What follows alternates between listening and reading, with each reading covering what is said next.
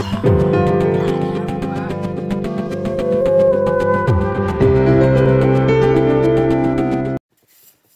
there, welcome to Life Lessons by me, Nicole Hanselman. Thank you so much for being here. If it's your first time, please do subscribe. I've been doing a 3-part series on appreciating life, and this is the third one, the last one. On this series, I've been sharing my life-defining moments, and I'll do the same today. I'm going to share how I was in the car with my son and ended up in the motorway. As a new driver, yeah, I'm only joking. There won't be any dramatics here. There won't be any blood everywhere. No, there won't be anything of that sort.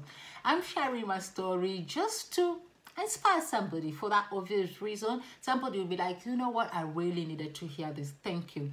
And I want us also to be aware of how much we entertain negativities and fear in our lives. We let it go on for too long and we pass it down to our children. Yeah, we entertain negativity so much, it's become a norm. Let's say, for instance, you want to do something brave. Let's say you want to write a book or you want to start your YouTube channel. You go to your best friend. What are they bound to say? Yeah, they'll be like, YouTube, oh my God. Oh my goodness, Mia, what about the trolls? What about the shame? Oh my God. You know, that's what your friend is about, is bound to say. But they mean well. They love you. They care about you. They would like to protect you, right? And they're not saying it from a bad place. Usually they say it from a place of you can't give what you haven't got, right? It could be from a place of in their own insecurities or their own fears or how they know you, how they perceive you. So in their head, they're trying to protect you. They're like, no, don't you, I wouldn't do that, you know? Well, I want to share my story today, right?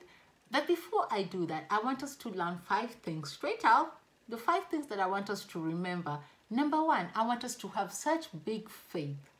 Yeah, such strong, steadfast faith that we would face any fear.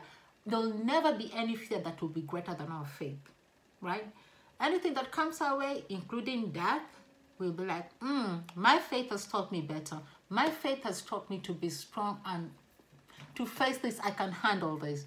I also want us to start something whereby we look at some things from our rear view mirror just to learn and just to see how we can apply them. So we don't dwell in the past. Number 3, we want to be in the moment at all times, right? But if you want to learn some things, if you want to face something new to you and you want to see whether you've been through that before, just go to that mirror, yeah, look at it and say, okay, let's say it's a job interview. That job interview, oh, I used to fear that boss so much. During that interview, I was also petrified of them. But look at me, look at us now. We high five and everything. We talk. So you could use that in reference for your future when if you're going for job interviews again and remind yourself, you know what, last time it turned out okay. Yeah, but we be in the present moment at all times. I've said it, I'll say it before. The best way to be the present moment is things like meditation, yoga, and stuff like that. They're good, they help. But if you don't want to do that yet, just remember, don't think of the past too much and don't worry about tomorrow. One day at a time. We can only be here now. Tomorrow, it's not been promised to us, so let's leave tomorrow to take care of itself. And then number 4, what I want us to do as well is cut out negativity. We've really allowed some things to go on for too long because sometimes they're family, sometimes they're best friends, right? We need to cut, and like the news too, we need to cut that down if it drains our energy. We think we want to, to be informed, to know the current topics. We want to know all that. But if it's draining our energy, we need to cut that off. For Christians, we are even allowed in the Bible. If your heart is causing you to sin, cut it off. And then the last thing I want us to remember is always change the perspective.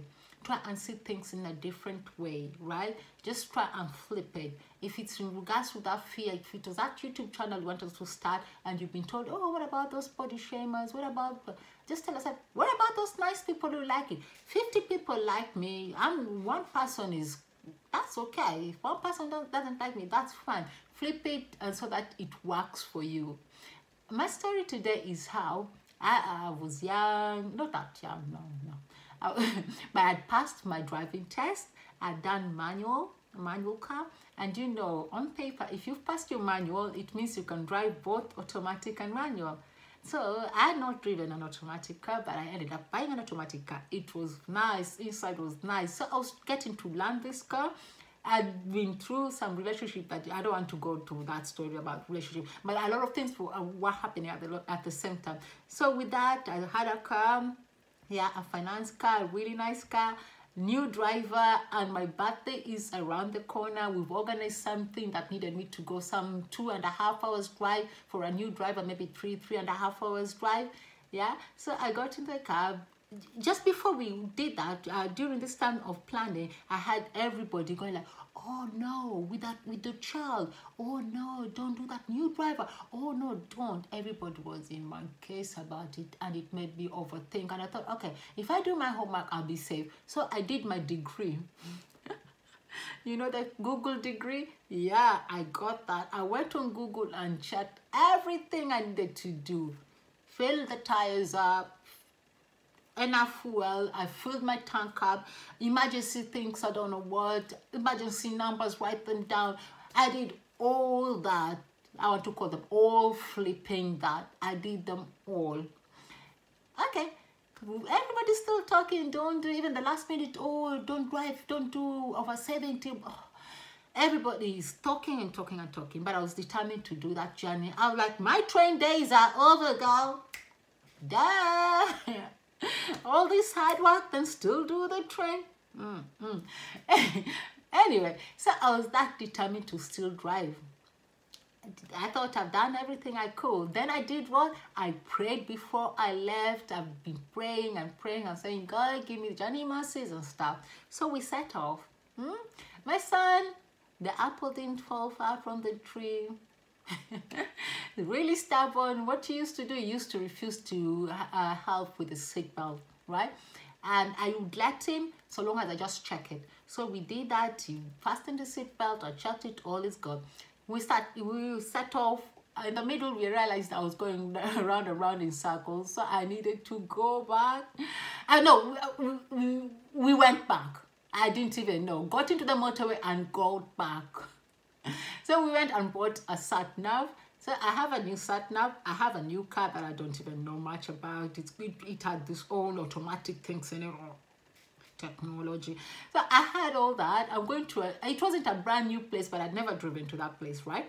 I have all this in my head, plus all those people who are telling me that, telling me that, telling me that. On our way there, we're beginning to get tired. My son is like, he needs the toilet. Just right. And he was super excited. He never stopped talking. I kept on reminding him, let mommy concentrate, please, let mommy. Anyway, he needed the toilet, and I didn't want to drive with a kid who needs the toilet. So we managed to come off the motorway, he used the toilet, and we went back in the car. But to date, I don't remember for sure whether I did what I always did, check it.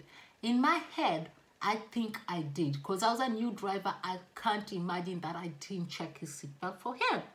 I can't imagine that. But anyway, we set off and we continued the journey nicely. So I've gained confidence, and you're thinking, oh, this is not too bad. It's really doable. I'd been overtaking people in the left lane. So at this time, there's those people in the left lane, really slow caravan, and I'm on the central reservation. And I see everybody joining that. But I thought, okay, you know what? You can overtake. So I want to overtake. And I see this car coming. A black car coming really fast, really fast. I'm sure that car was doing like 85, 90. But anyway, it's coming really fast. And I do, you know, you're a new driver, you're still good at all those things that you were taught. Signal, look, blind spot. you doing them step by step, just the way you were taught. So I did all that, and I saw him coming really fast, not letting me through.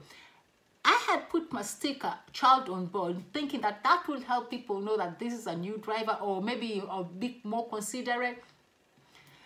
Anyway, I realized this guy is not going to let me through. And then I start going in, and I'm like, oh, he's really coming. Should I go back? So I tried to go back. But when I do that, with all my new driving skills of ding, ding, by the time you do all those checks, that guy hit me from the back.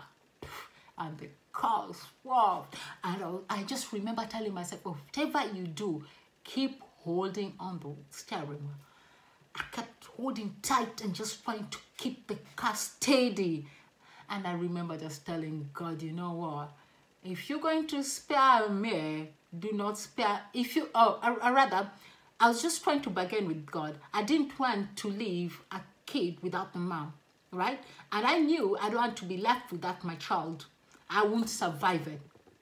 I won't survive it. So I'm there like speaking to God, and I'm like, whatever you do, do not let go. Okay, we managed fine. I'm just saying managed fine in a way. And people came out to help us. You know the way they say things happen fast in the motorway? That's exactly what it was. It happened so fast. So fast. All those times. So we come out and I check myself and I'm like, oh, I'm good. I'm okay. I'm good. I am good. There's nothing that's happened to me. And my son looks okay. But what had happened is his car seat had come off and covered him. So every time he was, this is something I realized later he was telling me. Every time he was trying to get up, the car seat would keep on covering him, you know, and with his little body, it was overwhelming for him. Every time he kept on trying to start, and it would do the same. So when he did that, it actually broke his collarbone. I still don't know. What I know, I'm seeing a kid who is hysterical. And I'm telling everybody, he never cries. That kid never cries. I've never seen that kid crying. There's something wrong with this kid. And all those good Samaritan people were really good and helpful. They were really quick. And they called the ambulance, they called what, and you know, and then the ambulance gets there. And my son, he is fine. But when you try to hold him, to cuddle him, he goes,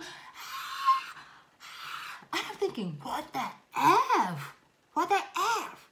But they get there and they were like, okay, they knew something might be wrong. They asked him, do you want to go in a helicopter, so that, because that place was a little bit far rather than the van, and he didn't want the helicopter. I might have thought, you're a child of mine. Mommy has never been in a helicopter. I'm joking. I'm joking.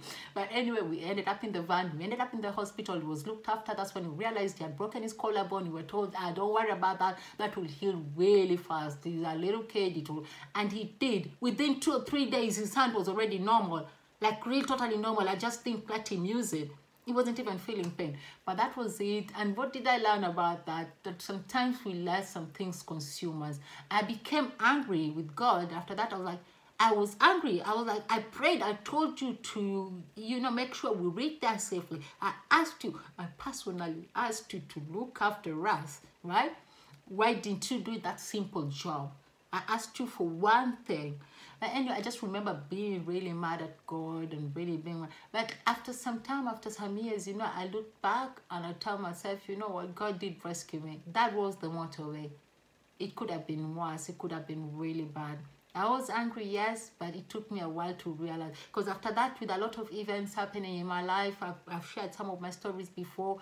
The accident, the ex-happening things, some deaths and stuff. That's when I broke down. It was just too much to take. A lot of things happening at the same time. I couldn't take it anymore. That's when I went to my GP, and my GP was like, this is low mood, high stress.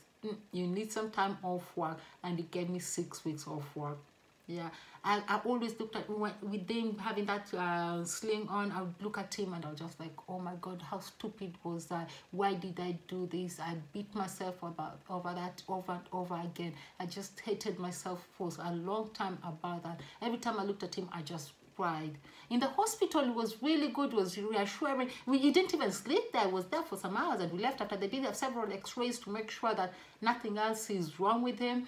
He was fine, but he kept on reassuring me. I look at him and I'll just break down. And I'll be like, Mom, I'm fine. Mom, I'm okay. And the more he tells me that, the more... And then he also remembered what happened. He's also trying to say what happened. Right, boy. He also remembered, and because I was so, I was hysterical in my own way, let me say, not that hyper type. And I was just beginning to doubt what happened during that time, beginning to doubt my story. What happened, But when he confirmed my story and when he said it without even hearing me say it, I was like, oh my God, I love this boy. I love this boy. But anyway, that's it for today. Probably the discussion for today. Have you ever had a situation where you doubted your God? Where a situation where you thought, this is just one simple thing. Why did you just do it for me? Like, seriously. Have you had that situation? That's it for today. I really appreciate you. Bye.